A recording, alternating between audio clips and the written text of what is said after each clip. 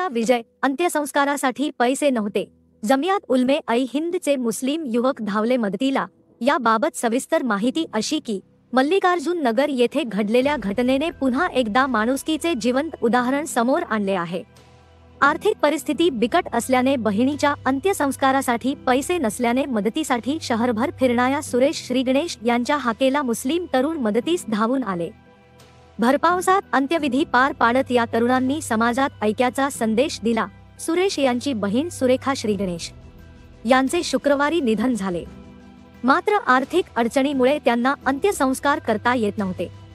मदतीसाठी त्यांनी अनेक दरवाजे ठोठावले, पण कुणीही पुढे आले नाही।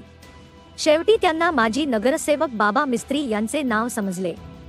बाबा मिस्त्री यांनी संबंधित घटनेची माहिती तत्काळ जमियात उलमे ऐ हिंदचे रुग्णसेवक जावेद कोलमपल्ली यांना दिली। जावेद यांनी लगेचच सुरेश यांच्याशी संपर्क साधून आवश्यक तयारी केली। ॲम्ब्युलन्स चालक कुमार व मोहसिन यांच्या मदतीने अंत्यसंस्काराचे सर्व साहित्य गोळा केले गेले।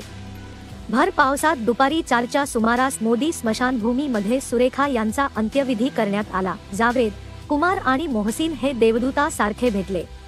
त्यांच्या मदतीशिवाय माझ्या बहिणीचे अंत्यसंस्कार करणं शक्य नव्हतं, असे भावनिक उद्गार सुरेश श्रीगणेश यांनी काढले। या घटनेने पुन्हा एकदा हे सिद्ध केले की धर्मापेक्षा मोठी गोष्ट म्हणजे माणुसकी आणि परस्परांची साथ आहे। नमस्कार, माझं नाव सुरेश चंद्रशेखर गणेश, 17 मल्लिकार्जुन नगर, अक्कलकोट रोड, सोलापूर।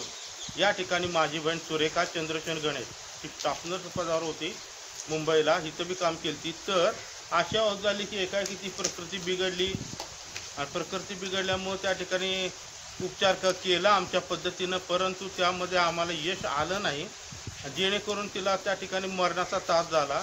त्यावेळेला बाबा मित्री यांनी आम्ही फोन लावला यांना, त्यांनी आम्हाला मदत केली। जावेद भाईचं नाव आणि तुमचं नाव कुमार यांचं त्या ठिकाणी नाव सांगितलं, त्यांनी आम्हाला सर्वोपरी मदत केली।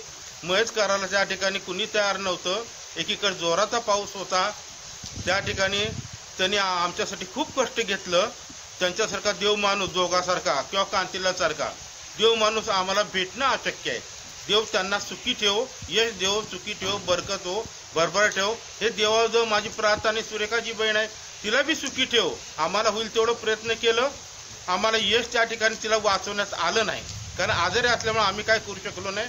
स्वीला प्रयत्न केला पहिले, त्या सक्सेस व्हायला सारखा आजारी पडल्यावर आम्ही काय करू शकलो नाही। शेवटी तिची मयत झाली काल 12/9/2025 रोजी संध्याकाळी 5 वाजता। पाऊस सारखा पडतो म्हणून आम्हाला बी येणं होईना, आताही पाऊस पडतो। तर जावेदभाई आणि हे आपलं कुमार आणि तसंच कांतीलाल टोनपे हे माझे भाऊ, यांचं मी आभार मानतो, शतश आभार, नमस्कार करतो।